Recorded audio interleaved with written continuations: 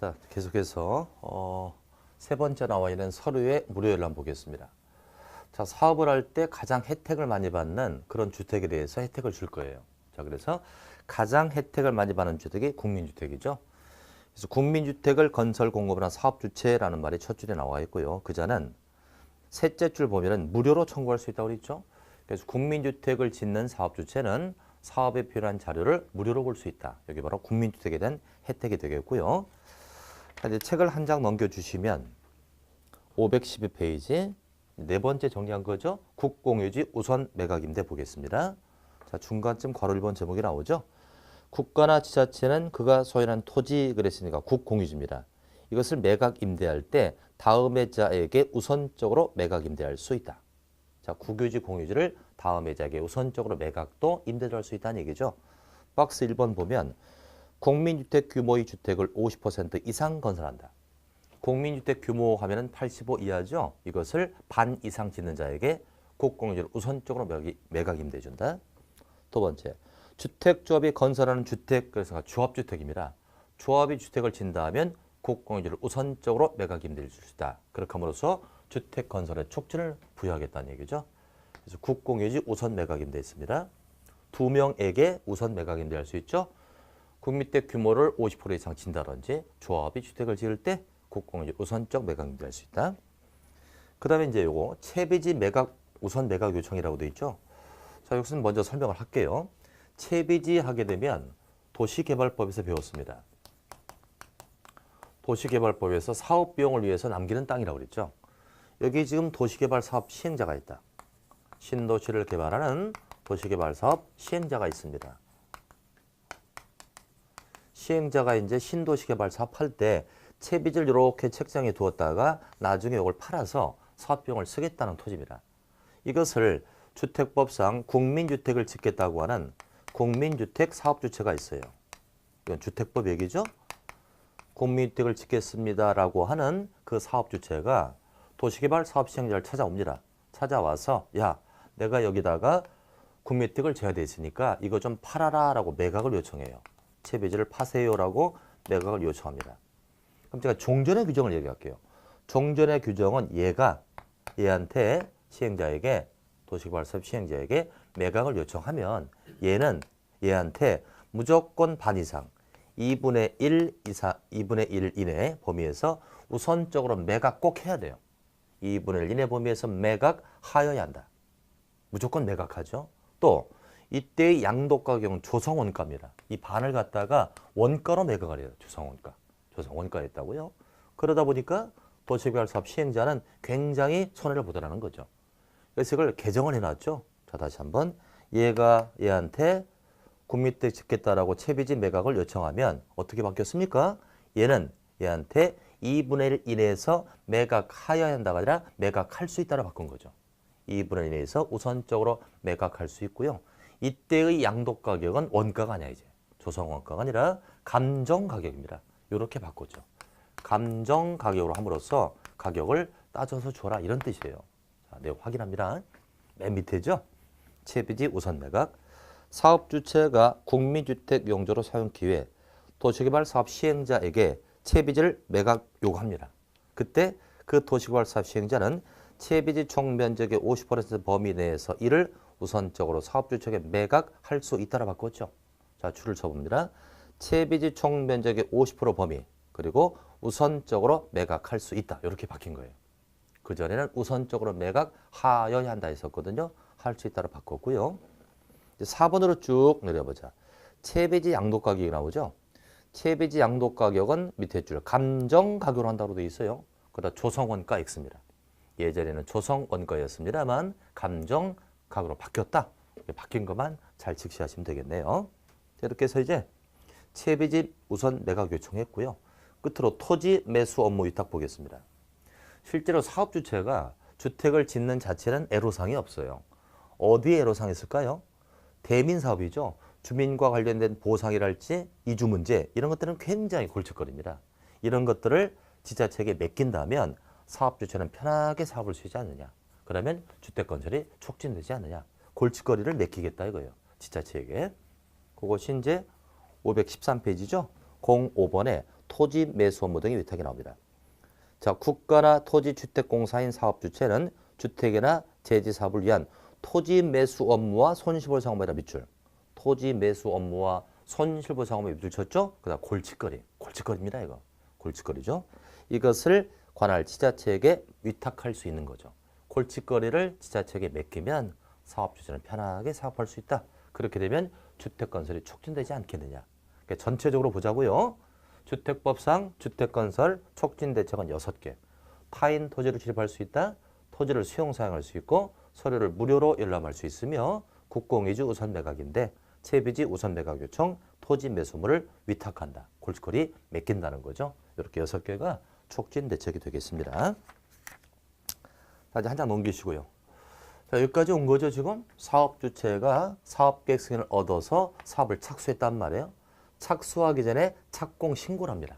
공사를 어떻게 하겠다라는 착공 신고를 하게 되죠.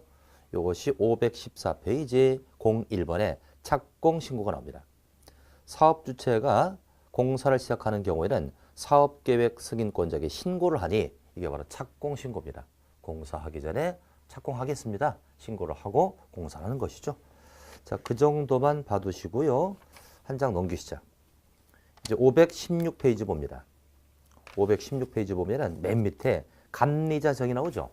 감리자는 시공자가 제조한지를 감시 감독하는 거예요. 그래서 우리 건축법에서는 건축주가 필요할 때 지정할 수 있었던 겁니다. 근데 주택법상의 감리자는 의무적 지정을 알아두셔야 돼요. 그래서 그 감리자 정의다 땡땡하고 의무라고 적으세요. 왜 주택법은 반드시 정할까? 개수가 많으니까 확실하게 감리하겠다는 얘기죠. 자, 사업계획 승인자 밑줄 딱 치고요. 사업계획 승인자는 주택건설 사업계획을 승인할 때라든지 시군구청장이 리모델링에 허가를 할 때 감리 자격이 있는 자를 해당 감리로 지정하여야 한다로 되어 있죠. 지정하여야 한다는 밑줄. 주택법상 감리자는 누가 정한다? 사업계획 승인권자가 승인할 때 반드시 감리를 정합니다. 승인자가 반드시 정한다. 다만 국가, 지자체, 토지주택공사, 지방공사를 할지 위탁관리 부동산 투자회사인데 괄호속을 좀 보세요. 공공사업주체가 50%를 초과 출자했다고 그랬죠. 그러니까 국가 등이나 공공인자는 그때는 뭐다? 감리자를 정하지 않습니다.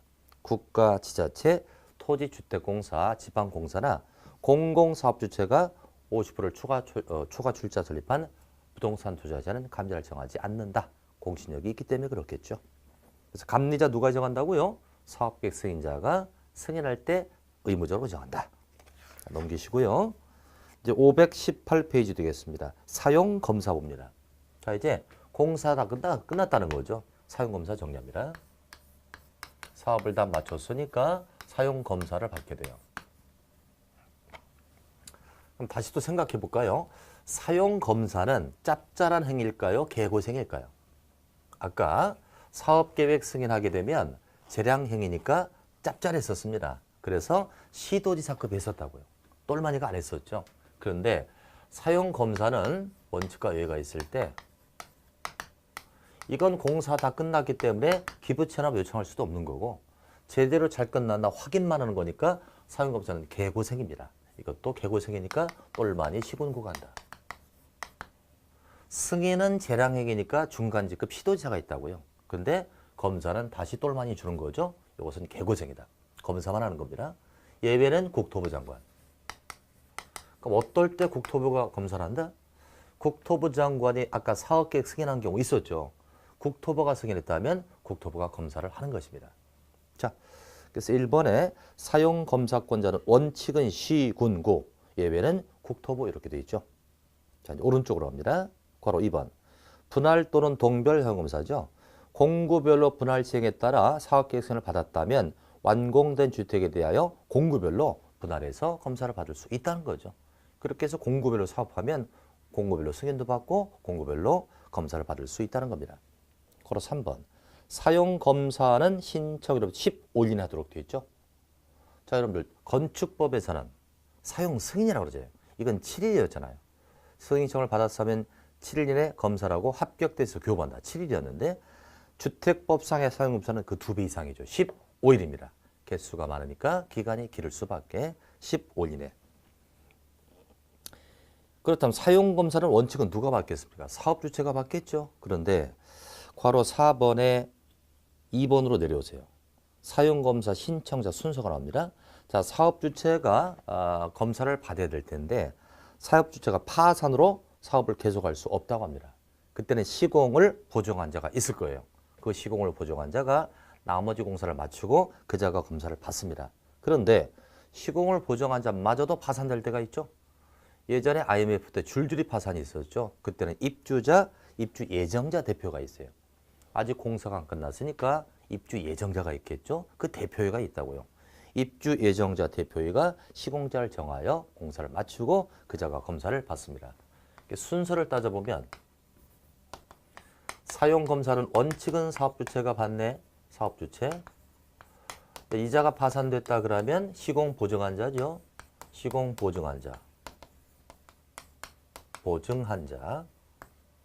근데 이자마저도 파산됐으면 입주 예정자 대표회로 간다. 이렇게 해서라도 빨리빨리 사용검사를 받도록 하는 거죠. 우리 주택법은 주택이다 보니까 빨리 사업을 맞춰야 돼요. 입주를 빨리 시켜야 합니다. 그래서 얘가 원래는 받습니다만 얘가 못 받으면 얘로 가고 보증한 자. 얘가 또 못 받네 그러면 입주 예정자 대표회. 세 번째, 사용검사 15일 기억하셔야죠. 15일. 15일에 검사를 맞추는 겁니다. 자, 그 정도 보셨고요. 책을 이제 한 장 또 넘겨봅니다. 520페이지죠. 괄호 5번에 임시 사용 승인. 우리 주택법은 사용 검사보다는 임시 사용을 더 중시합니다. 주택이다 보니까 빨리 공사를 끝내자가 아니라 빨리 입주시키자는 거죠. 입주적 차원에서 임시 사용 승인을 더 중시한다. 그러니까 임시 사용 승인은 뭐겠어요? 완공되기 전이라도 임시로 쓸 수 있게 해주자는 거죠. 자, 신청부터 봅니다. 임시 사용 승인을 받으려는 자, 사용 검사권자에게 신청하도록 되어 있습니다. 사용 검사권자는 원칙이 시군구, 예외는 국토부였죠. 두 번째, 시기 보세요. 주택 건설 사업의 경우에 건축물은 동별로 끝났을 때 건축물 동별 확인하시고, 대지 사업이라면 구획별, 대지는 구획별로 공사가 완료됐을 때 그 부분에 대하여 임시사용 승인할 수 있습니다. 맞아, 3번 갑니다. 3번에 아주 중요한 얘기가 나왔어요. 셋째 줄 들어갑니다. 이 경우에 임시 사용 승인의 대상이 만약에 공동주택이라면 세대별로도 가능합니다. 공동주택은 동별도 아닌 세대별로도 가능하다. 자, 그래서 임시 사용 승인이죠. 임시 사용 승인 시기입니다. 임시 사용 승인 시기는 크게 세 가지. 건축물이라면 동별. 건축물이라면 동별로 받을 수 있다. 대지라면 구획별로 받을 수 있다. 구획별. 공동주택은 뭐별로 받을 수 있다고요? 세대별. 공동주택은 세대별로 받을 수 있다는 겁니다. 이 중에서 가장 중요한 건 바로 이거. 공동주택이라면 세대별로 가능하다. 이게 가장 중요합니다. 사용검사는 뭐 이 정도만 확인해 주시면 될 것 같습니다. 자, 이제 책을 쭉 넘겨볼까요? 넘기시면 522페이지가 나올 거예요. 자, 책의 순서가 조금 잘못된 것 같은데요. 주택 자금이 나와 있죠?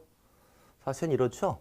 사업주체가 사업계획 승인을 다 받았다면 이제 자금을 가지고 공사를 하고 끝났을 때 검사를 할 텐데 순서를 조금 바꾸는 것 같습니다. 자, 제5절에 주택 자금을 보자.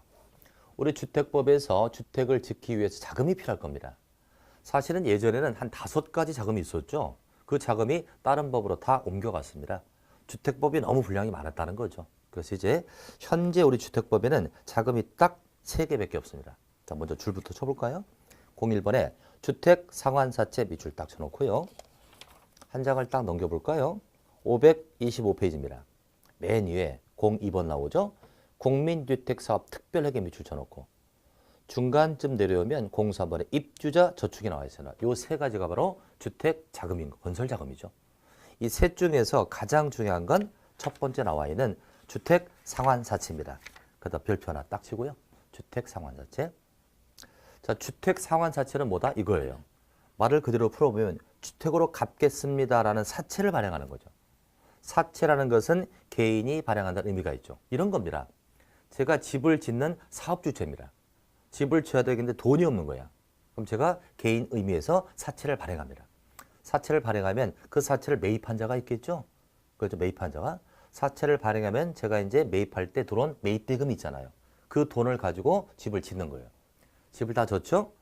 그럼 사채를 매입한 자에게 나중에 돈으로 갚는 것이 아니라 뭐로 갚는다? 다 지은 주택으로 갚겠다 이거예요. 그래서 이름이 주택상환사채입니다. 그리고 주택상환사채에서 중요한 건 발행자가 중요합니다.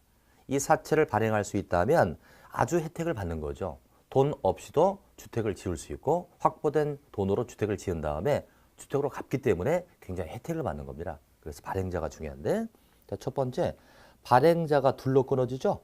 토지주택공사 있고요. 등록사업자 있습니다. 토지주택공사와 등록사업자인데 그중에 등록사업자는 민간이잖아요. 그러니까 극히 제한을 받겠죠. 그게 바로 2번이에요. 등록사업자는 자본금, 평가액, 인력 등의 일정 기준에 맞고 금융기관으로부터 보증을 받은 경우에만 사채를 발행할 수 있으니 등록사업자라 밑줄 딱 치고요. 제한적 발행. 등록사업자는 민간이니까 극히 제한을 받습니다. 그래서 거기에 뭐 발행 기준에 뭐 자본금 5억 원, 뭐 실적이 300건 이런 건 외울 필요 없습니다. 그럼 3번으로 가고요. 주택상환사채를 발행하는 자, 주택상환사채 발행 계획을 수립하여 국토부 장관의 승인을 받습니다. 국토부 장관 승인의 밑줄. 왜 국토부 장관의 승인을 받을까요? 주택의 주무부처는 국토부니까. 주택상환사채도 주택에 관련된 거니까 주무부처 장관, 국토부 장관의 승인을 받는다. 바로 4번. 발행의 방법 보면요. 첫 번째, 주택상환사채는 기명증권으로 하죠. 기명이니까 이름을 기재하는 거고 원칙은 양도가 안 되는 게 원칙일 겁니다. 그러나 특정한 경우에 또 예외적 양도가 가능합니다만 원칙은 기명증권이면 양도는 안 되는 겁니다. 두 번째, 주택상환사채는 액면 또는 할인 방법으로 발행합니다. 액면 발행은 액면가 그대로 발행하는 거고요. 할인은요. 할인에 밑줄 치고요. 이렇게 써주세요. 이자율을 공제하는 거예요. 상환할 때까지 이자율을 공제하고 발행. 할인 방법은요. 이자율을 공제하고 발행하므로 액면가보다 좀 낮게 책정되겠죠. 이것을 할인의 방법이라고 한다. 그러니까 주택상환사채는 액면 또는 할인의 방법으로 발행을 한다. 자, 오른쪽 와주시고요. 오른쪽 괄호 6번을 좀 보겠습니다. 주택상환사채 상환이 나오죠. 주택상환사채를 발행하는 자, 그 발행 조건에 따라 주택을 건설하여 사채권자에게 상환을 하는 거죠. 주택으로 돌려주는 겁니다. 이때 두 번째, 상환기간은 3년을 초과할 수 없다. 그러니까 주택상환사채의 상환기간은 3년을 초과할 수 없는데 이 3년이면 충분히 주택을 지을 수 있다는 계산이죠. 그러니까 3년을 초과하지 말고 주택으로 갚아줘라 이 뜻입니다. 다음 페이지. 맨 위에 양도 및 명의 변경이 나오죠. 주택상환사채는 이를 양도하거나 중도에 허가할 수 없는 것이 원칙이에요. 기명이니까 양도가 안 됩니다. 다만 해외 이주 등의 부득이한 사유가 있다면 그때는 예외로 하는 거죠. 양도할 수 있다는 거군요. 7번. 주택상환사채 효력 보겠습니다. 등록사업자의 등록이 말소됐다는 얘기는 건설회사가 망했다는 얘기죠. 망했다 할지라도 그자가 발행한 사채 효력에는 영향을 미치지 않으니까 무효가 되지 않는다는 거죠. 자, 건설사가 망했어요. 그가 발행한 사채 효력은 효력을 잃지 않습니다. 왜 그럴까요? 다른 사업자가 그 공사를 이어받고 그자가 책임을 지니까 효력이 없어지지 않습니다. 괄호 8번. 적용 법률. 주택상환사채 발행에 관하여 이 법 규정을 제외하고는 상법 중 사채 발행을 적용한다. 그러니까 이 법, 즉 주택법을 적용하지만 거기에 없다면 상법 중 사채 발행 규정을 적용한다. 왜 상법이냐면 사채는 개인이 발행하는 의미가 있죠. 상법 중 사채 발행이 되겠습니다. 자, 오른쪽 페이지 봅니다. 525페이지. 두 번째의 자금으로서 국민주택사업 특별회계라고 있는데 이것은 지자체가 설치한다는 것만 밑줄 쳐놓으세요. 지자체는 국민주택사업을 시행하기 위해서 국민주택사업 특별회계를 설치 운영한다. 지자체가 설치도 하고 운영도 한다. 그 이상 들어가지 마시고요. 03번에 입주자 저축이 나오는데 이 입주자 저축에다 땡땡하고요. 주택청약 종합저축을 뜻합니다. 주택청약 종합저축. 예전에 입주자 저축은요, 청약예금, 청약부금, 청약저축 해서 이렇게 여러 가지가 있었는데 요 하나로 통합됐다고 그러죠, 이제. 주택, 청약, 종합저축으로 통합됐고 요걸로 다 다른 것 기능을 할 수 있어요. 그래서 입주자 저축인 주택, 청약, 종합저축도 그 자금이 주택 자금이 될 수 있다는 겁니다. 자, 그래서 크게 세 가지죠. 주택 자금은 주택 상환사채, 국민주택사업 특별회계, 그리고 입주자 저축 중에서 주택, 청약, 종합저축 세 가지가 있는데 그 중에서 주택 상환사채를 위주로 해서 공부하시기 바랍니다. 자, 한 장 넘기시고요. 두 장을 넘겨봅니다. 이제 529페이지죠. 이렇게 해서 주택을 다 줬으니까 주택을 공급하자는 거죠. 이제 주택을 무주택자에게 공급하는데 사실은 우리 중개사의 시험은요. 주택 건설 파트가 아니라 다 지은 집을 공급하자는 파트거든요. 그래서 요 주택 공급 파트가 우리 시험에 가장 중요하고 업무상 가장 관계가 있다. 이렇게 봐야 합니다. 우선 제1절에 주택 공급을 보겠습니다. 사업 주체는 다음이 정하는 바에 따라 주택을 건설 공급하도록 되어 있는데 자, 박스에서요. 박스에서 1, 2, 3 세 개가 있죠. 1번만 보도록 해요. 자, 괄호는 아직 보지 마시고요. 사업 주체는 자, 괄호를 피해 나가세요. 사업 주체 다섯째 줄 내려가야죠. 사업 주체가 입주를 모집하는 경우 찾았습니까? 사업 주체가 입주를 모집하는 경우 그때는 어떻게 하라? 국토부령이 정하는 바에 따라 시장군수구청장 승인을 받을 것 그랬습니다. 자, 사업 주체가 입주자를 모집하려고 해요. 입주자를 모집할 때는 어떻게 하라고요? 승인을 얻으라고요. 누구에게? 시군구청장에게. 시군구에게 승인을 받아야만 사업 주체는 입주자를 모집할 수 있다는 얘기예요. 승인이라는 건 확인이잖아요. 요 승인을 뭐라고 한다? 입주자 모집 공고 승인이라고 해요. 입주자 모집 공고 승인이라고 합니다. 입주자를 모집할 때 승인받아라 이거거든요. 이걸 입주자 모집 공고 승인이라고 해요. 그럼 사업 주체가 입주자를 모집할 때 왜 그냥 모집 못하고 시군구에게 승인을 받을까? 요 승인은 공정 확인이에요. 공정 확인. 자, 예전에 이런 일이 종종 있었잖아요. 유령 회사를 하나 딱 차려놓고 입주자를 가짜로 막 모집하는 거예요. 집을 전혀 지지도 않고 입주자를 모집을 해서 그 돈을 가지고 먹튀하는 거죠. 분양 사기가 많았다는 거예요. 이 분양 사기를 막기 위해서 이제 사업 주체가 입주자를 모집할 때는 관할 시군구를 찾아가서 확인을 받고 와야 돼요. 이 확인은 공정 확인입니다. 내가 집을 이 정도 지었습니다. 그러니까 전혀 공사를 하지 않은 상태에서는 입주자 모집할 수 없거든요. 기초나 골조공사 일정 공정을 맞춰야 합니다. 확인 좀 해달라 이거죠? 그럼 시군구가 확인하겠죠. 아, 공정을 기초공사를 했구나. 확인해주면 그때야 비로소 사업주체는 입주자를 모집할 수 있어요. 이걸 뭐라고 한다고요? 입주자 모집공고 승인이라고 합니다. 공정 확인이죠. 그래서 사업주체가 입주자를 모집할 때는 시군구에게 승인을 얻으니 이게 무슨 승인? 입주자 모집공고 승인. 그럼 첫째 줄 가로축을 보세요. 공공주택 사업자는 제외라고 되어 있죠. 공공사업주체는 승인을 받지 않습니다. 그래서 국가나 지자체나 LH나 지방공사나 또는 50% 초과출자 설립한 부동산 투자회사 있었죠. 이런 자들은 공공사업주체로서 승인받지 않습니다. 공신력이 있으니까 분양사기를 칠 이유가 없다는 얘기죠. 그 정도 확인하시고요. 자, 넘기자. 이제 530페이지 맨 위에 견본주택이 나오는데 이건 땡땡하고요. 모델하우스라고 적으세요. 모델하우스를 견본주택이라고 하죠. 그 정도만 확인하시고 이제 제2절로 내려갑니다. 분양가 상한제가 나오죠. 자, 분양가 상한제가 무슨 뜻일까요? 분양가의 상한선을 정하겠다는 얘기죠. 평당 분양가의 상한선을 1,000만 원으로 정했다면 1,000만 원 이하로 분양을 하라 이거예요. 이게 바로 분양가 상한제. 분양가의 리미트 상한선을 정하겠다는 얘기죠. 분양가 상한제. 자, 그럼 여러분들 분양가 상한제 주택은 싸게 공급된다, 비싸게 공급된다. 싸게 공급되겠죠. 싸게 공급되니까 이걸 싼 값에 사가지고 비싼 값으로 되팔 수가 있습니다. 투기적 요소가 많죠. 그래서 이 주택은 전매 제한입니다. 전매를 제한하는 대상. 전매 제한 대상이다. 전매라는 것은 분양권을 되파는 걸 얘기하죠. 싸게 사가지고 전매 차익을 노리고 되팔 수가 있단 말입니다.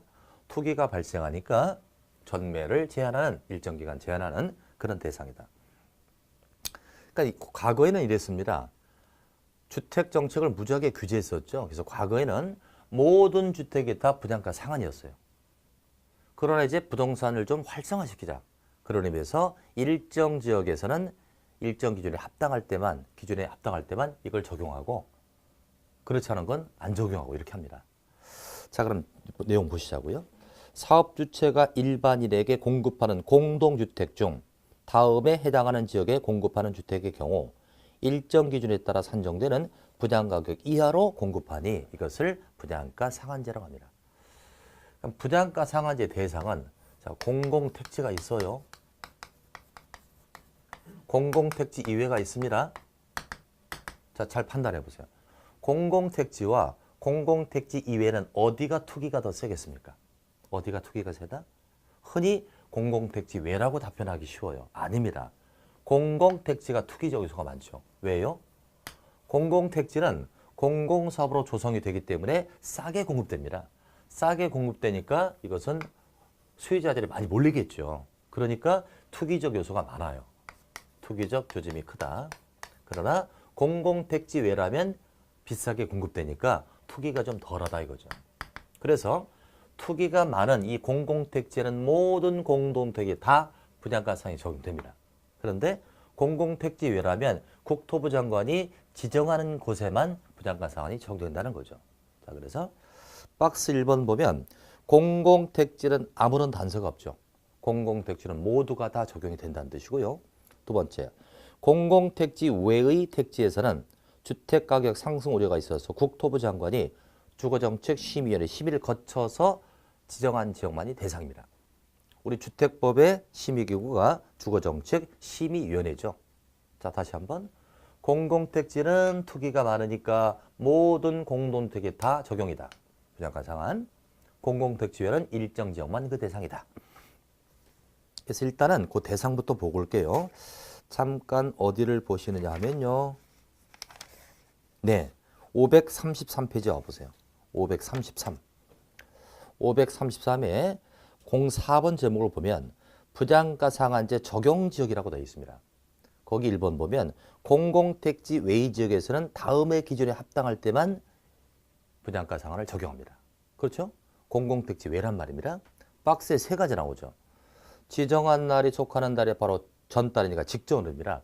직전월부터 소급하여 3개월간의 아파트 매매 가격 상승률이 10% 이상. 3개월간의 매매 가격 상승률이 10% 이상. 두 번째, 3개월간 월 평균 아파트 거래량이 200% 이상. 2배 이상 증가한 거죠. 엄청나게 투기 요소가 많겠죠. 그럴 때 분양가 상한을 적용한다. 세 번째, 연속 3개월간 해당 지역에 공급되는 아파트 평균 청약 경쟁률이 20대 1. 청약 경쟁률이 20대 1. 엄청나게 투기적 요소가 많죠. 이럴 때 분양가 상한을 적용한다. 자, 그래서 3개월간의 아파트 매매 가격 상승률이 10%. 그리고 3개월 월 평균 아파트 거래량 증가율이 200% 이상. 청약 경쟁률이 20대 1 그러지 않았어요. 그거일 때 지정 대상이죠. 숫자를 보니까 이러네요. 10 곱하기 20은 200이죠. 10과 20밖에 없다는 거예요. 10%, 200%, 20대 1이니까 10에다 20 곱하면 200 된다 이렇게 보시면 되죠. 그렇게 하면 숫자가 통일이 될 겁니다. 그럼 다시 앞으로 오시죠. 그래서 공공택지일 때는 제한이 없고요. 공공택지 외일 때는 이러한 요건 10%, 20%, 200%, 20대 1일 때 정할 수 있는 겁니다. 그러나 531페이지로 와보자. 531페이지 맨 위에 한번 보세요. 다만 다음에 해당하는 지역에서는 분양가 상한을 적용하지 않는다고 그러죠. 박스에 세 가지. 요 세 가지는 분양가 상한을 적용하지 않습니다. 첫 번째, 도시형 생활주택이죠. 도시형 생활주택은 도시 저소득자랄지 근로자들이 이용하는 거니까 혜택 주자. 분양가 상한을 적용하지 않는데 이걸 만약에 생각해봐요. 분양가 상한을 적용하면 일반 국민은 좋겠죠. 싸게 공급되니까. 그러나 건설사 입장에서는 안 좋죠. 건설회사에서는 분양가격이 다운되니까 주택을 공급 안 하려고 합니다. 근데 도시형생활주택은 저소득자의 주택이니까 많이 공급이 돼야 되잖아요. 공급을 활성화시켜야죠. 그러려면 사업주체로 하여금 분양가 상한을 적용하지 않게 해줌으로써 공급을 활성화하자.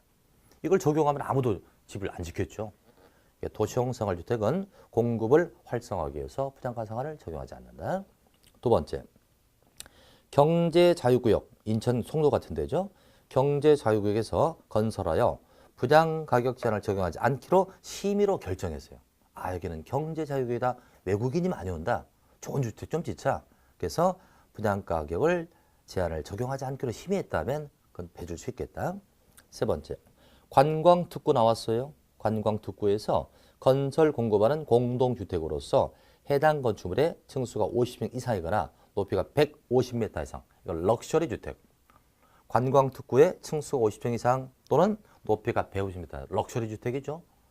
분양가 상한을 적용하면 건축자재가 형편없어요.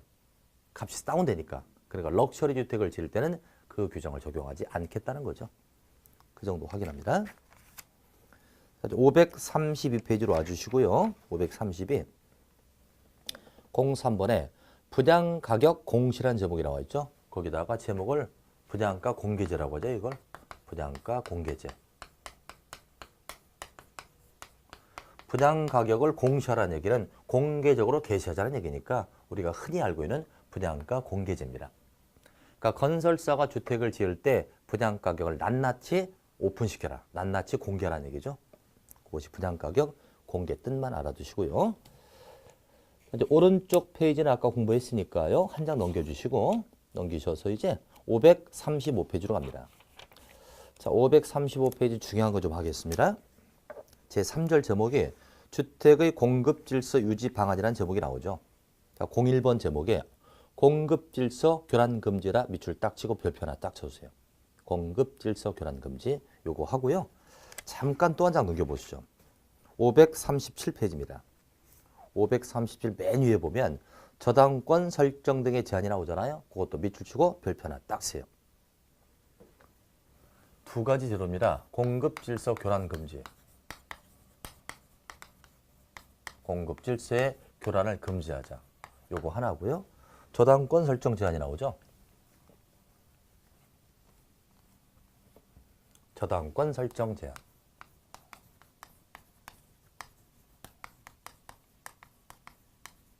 이 두 가지 제도입니다. 둘 중 하나는 꼭 나오는 거죠. 둘 중 하나는 꼭 나옵니다. 그 두 개를 다 해두시면 돼요. 그러니까 한 문제는 가볍게 득점할 수 있는데요. 우선 여기서 공급질서 교란금지 쪽을 먼저 보겠습니다. 자, 누구든지 이 법에 따라 건설 공급되는 주택을 공급받거나 공급받게 하기 위해 다음에 해당하는 증서 지위가 됐는데 여기서 다음의 증서 지위는 주택을 받을 수 있는 증서나 지위가 되겠습니다. 이것을 양도 안 되네요. 양도 동그라미. 양수 안 되죠. 양수 동그라미. 또 이를 알선한다. 알선 동그라미. 또 양도, 양수, 알선을 목적으로 하는 광고, 광고 동그라미. 이것은 할 수가 없다는 거예요. 주택을 받을 수 있는 증서지를 양도하거나 양수하거나 이를 알선하거나 그 알선을 하는 광고는 안 된다는 겁니다. 기획부동산의 광고 같은 거 절대 안 된다는 거예요. 알선 누가 합니까? 중개사가 하죠. 절대 안 된다는 거예요. 근데 셋째 줄 가로 속을 보면 상속과 저당은 제외 그랬습니다. 그 형광펜으로 딱 칠하세요. 상속과 저당에 의해서는 양도할 수 있다는 얘기죠. 상속은 사망으로 인한 포괄적 승계니까 봐줄 수밖에. 저당은요. 꼭 한 돈 받겠다는 거죠. 저당권 실행을 위한 거니까 양도 양수할 수 있다는 얘기입니다. 자, 그래서 첫 번째 공급질서 교란금지 금지행위. 금지행위 네 가지 나오죠. 주택을 받을 수 있는 증서지를 양도 안 된다. 양수 안 되고요. 알선도 안 되며 광고도 안 된다. 근데 허용되는 게 있죠. 이것은 상속과 저당입니다. 상속과 저당에 의해서는 양도할 수 있다는 얘기죠. 자, 그럼 박스에 주택을 받을 수 있는 증서와 지위가 쭉 나와 있습니다. 박스 한번 볼게요. 1번 주택조합 설립에 따라 주택을 받을 수 있는 지위, 즉 조합원의 지위라는 거죠. 조합원이 되면 주택을 받을 수 있는 지위가 생기지 않습니까? 이것을 양도 양수할 수 없다. 두 번째, 주택 상환사채가 나오네요. 주택 상환사채라 밑줄 딱 치고요. 요건 기명이에요, 무기명이에요? 아까 기명이라고 그랬죠? 기명이니까 양도할 수 없지 않습니까? 해서는 안 된다는 거죠. 3번 입주자 저축증서. 예전에 이랬죠, 여러분들. 청약저축 같은 거 프리미엄 붙여서 얼마에 팔고 하지 않았어요? 이거 다 위법이죠. 그래서 청약저축, 입주자 저축증서도 순위를 정할 때 중요한 자료가 되잖아요. 1순위, 2순위 할 때 그런 것을 양도할 수 없다. 그러나 상속과 저당에 의해서는 양도 양수할 수 있다. 근데 4번에 딱지라는 게 나옵니다. 4번의 가번을 보면 시군구청장이 발행한 무허가 건물 확인서랄지 건물 철거 예정증명서라고 돼 있죠. 무허가 건물을 철거하면서 철거민에게 확인을 해줍니다. 확인서를 떼어주면 그 확인서가 딱지로서 분양권이라고요. 이것을 양도에 양수할 수 없다. 그러나 상속과 저당으로는 가능하다. 납원도 마찬가지죠. 공공사업시행으로 인한 이주대책에 따라 주택을 받을 수 있는 지위랄지 이주대책 대상자 확인서.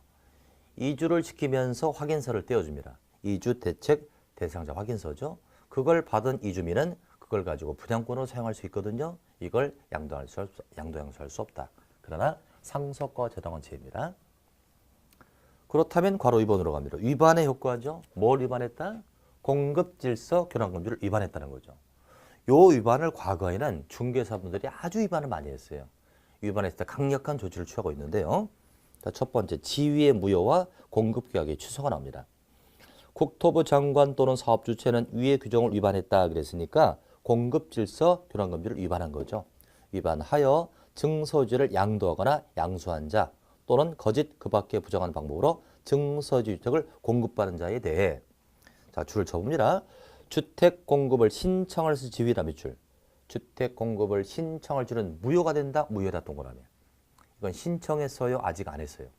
공급을 신청할 수 있는 지위 그랬으니까 아직 신청 안 했죠. 그것은 무효가 돼요. 그러니까 사전은 무효. 사전은 무효. 또 이미 체결된 주택 공급계획은 취소할 수 있으니까 사후는 취소입니다. 사전은 무효, 사후는 취소. 이렇게 하나 두시고 넘겨보자. 또 이제 환매죠. 위반자에게 일정한 돈을 주고 주택가격을 주고 다시 뺏겠다는 거죠. 이걸 환매인데. 자, 사업 주체가 위 규정을 위반한 자에 대해서 일정한 산정한 다음에 주택가격 금액을 지급을 했다면 지급한 날 주택을 취득한 것으로 본다. 환매가를 주잖아요. 지급한 날 그 주택을 취득한 것으로 봅니다. 세 번째, 퇴거를 명할 수 있다. 그렇죠. 환매가를 주었으니까 내쫓을 수 있다는 거죠. 퇴거를 명할 수 있다. 네 번째, 입주자 자격을 제한하는데 무려 10년이래. 뭘 위반했을 때? 공급질서 교란금지를 위반하면 10년 이내 입주 자격을 제한한다. 처벌이죠. 처벌은 3학년 3반 나오네요. 3년에 3천. 참 출제가 깔끔한 파트예요. 자, 이를 위반했습니다. 위반 시조치. 딱 5개. 위반 시조치. 첫 번째, 사전은 무효. 사후는 취소. 이렇게. 사전은 무효. 사후는 취소. 두 번째, 환매할 수 있다. 돈 주고 뺏겠다. 돈 줬으니까 내쫓을 수 있다. 퇴거를 명할 수 있다. 퇴거를 명할 수 있다. 또 입주자 자격을 제한합니다. 입주자 자격을 제한한다. 무려 10년이래. 엄청난 규제죠. 10년 이내 입주자가 될 수 있는 그 자격을 제한한다. 그리고 형사처벌 들어가죠. 형사처벌이 3년에 3천. 우리 주택법은요. 처벌 규정을 출제를 잘합니다. 처벌 규정이 3년에 3천도 있고 2년에 2천도 있는데 2년에 2천은 종류가 무지 많아요. 그러니까 그건 외우지 마시고 3학년 3반만 모으면 한 3, 4개 됩니다. 요것만 기억하면 좋아요. 그래서 공급질서 교란금지를 위반하면 3학년 3반. 요걸 가지고 득점할 수 있는 거죠. 다시 한번 메모리합니다. 공급질서 교란금지는 주택을 받을 수 있는 증서나 지위를 투기적 목표로 양도 양수할 수 없다. 알선도 안 되고 광고도 안 돼요. 그래서 금지는 4개, 양도, 양수, 알선, 광고 안 된다. 그러나 그렇다 할지라도 상속과 저당은 봐준다고요. 상속과 저당은 제외니까 할 수 있다는 얘기죠. 이걸 위반했단 말이에요. 뭘 위반했다고요? 공급질서 교란금지를 위반하면 사전은 무효니까 공급을 신청할 수 있는 무효가 되고 이미 체결된 건 사후니까 취소. 사전은 무효, 사후는 취소. 환매할 수 있는데 돈 주고 뺏는 거죠. 돈 줬으니까 내쫓겠다, 퇴거를 명할 수 있고 입주자 자격을 무려 10년이나 제한한다. 또 이를 위반하면 처벌은 3학년 3반. 아주 문제례가 좋습니다. 자, 그럼 잠깐 여기까지 정리했고요. 잠깐 있다가 이제 저당권 설정 제한 여기를 또 공부하자고요.